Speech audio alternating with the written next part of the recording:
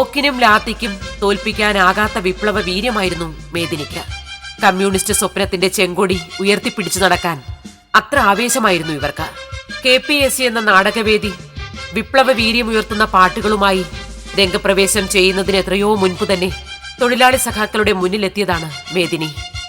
ഒരുപാട് പാട്ടുകൾ കൊണ്ട് കേരളക്കരയാകെ വിപ്ലവ ജാഥ പടർത്തിയ ഒരു പാട്ടുകാരി. നീതിയാണോ ഇത്, നീതിയാണോ സ്വാതന്ത്ര്യ ഭടന്മാരെ തുറുങ്കിലടയിപ്പത് നീ. അച്ഛൻ്റെ പാട്ടാണ് കേട്ടോ.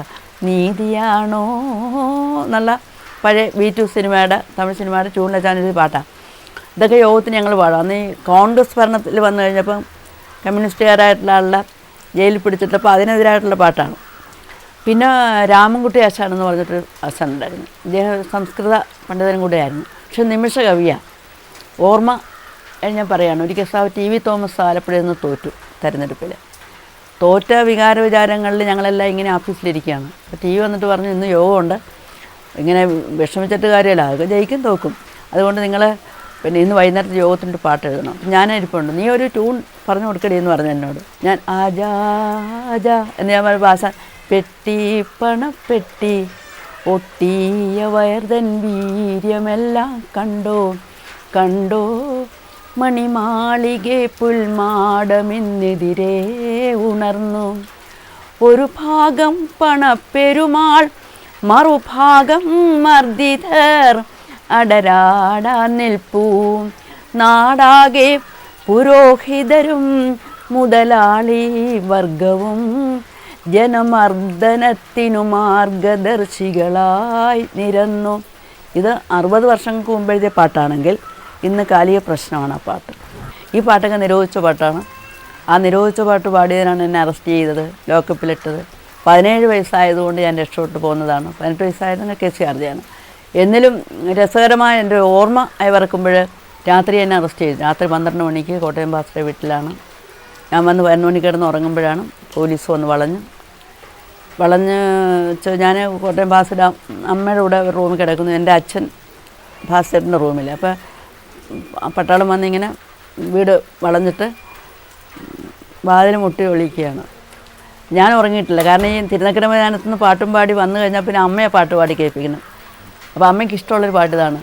ഒലിഞ്ഞു നീചരാൽ നിൻ ജീവിതം ധീരയോദ്ധാവേ ചൊരിഞ്ഞു ചോര നീ നിൻ ജീവിതത്തിൽ ചെങ്കൊടി നാട്ടാൻ അണിഞ്ഞു കൈവിലങ്ങുകൾ നീ സഖാവേ ഏഴകൾക്കായി സഖാവേ ഏഴകൾക്കായി അണഞ്ഞു കാരിരും പഴി തന്നകായിൽ നീചരാലൊരു ഇങ്ങനെ ഈ വരികളാണ്.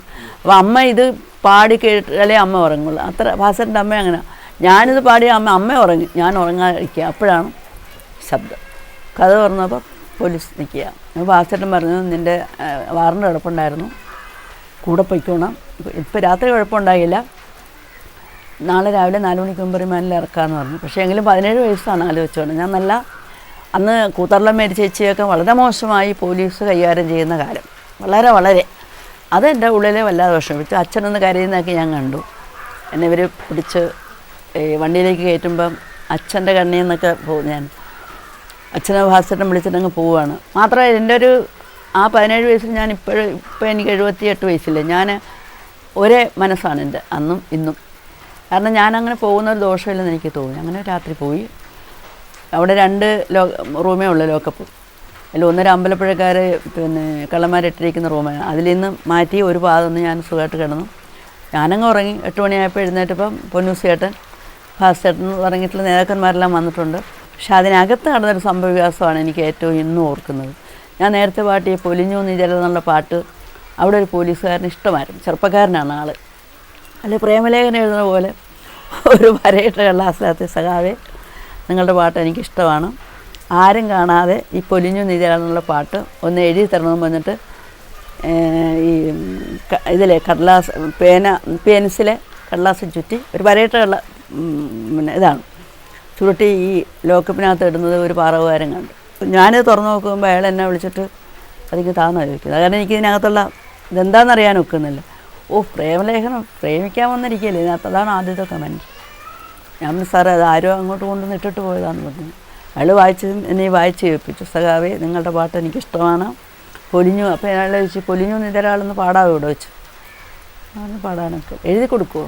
ഞാൻ പിന്നെ എഴുതി കൊടുക്കാം, പാട്ടൊരാൾ ആവശ്യപ്പെടുന്നില്ല, എഴുതി കൊടുക്കുന്നതിന് കുഴപ്പമില്ല, എഴുതി കൊടുക്കും, എന്നാൽ എഴുതാമെന്ന് പറഞ്ഞു. എനിക്കറിയാം കുഴപ്പം, അടിയൊക്കെ നടക്കുന്ന സംഭവമാണ്. ഞാൻ സാറേ എനിക്ക് അതിൻ്റെ മുഴുവൻ വരികൾ അറിഞ്ഞുകൂടാതെ എന്നൊക്കെ പറഞ്ഞ് ഞാൻ രക്ഷപ്പെട്ടു. പക്ഷേ ഈ നരവെട്ടക്കാർ, MSPക്കാർ, അച്യുത പാപ്പാളി, OM ഖാദർ, നാടാർ രാമൻ, കുട്ടികൾ മന്നാടി, ആ പാട്ടിലാണ് എന്നെ ഈ 2 വർഷം നിരോധനവും അറസ്റ്റ് ചെയ്തതിനാണ്.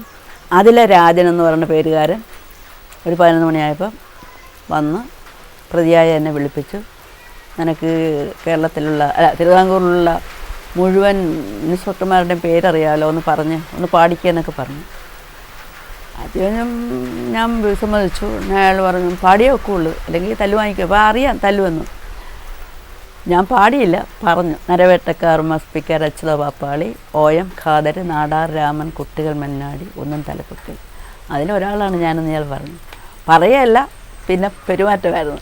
അടിയേരും പിന്നെ അടുത്തൊരാക്രമണത്തിന് ഇതിനു മുമ്പായിട്ട് എന്നെ കൊണ്ടുവന്ന സബ് ഇൻസ്പെക്ടർ ഈ കോട്ടയം ബാസിലെ ക്ലാസ്മേറ്റായിരുന്നു.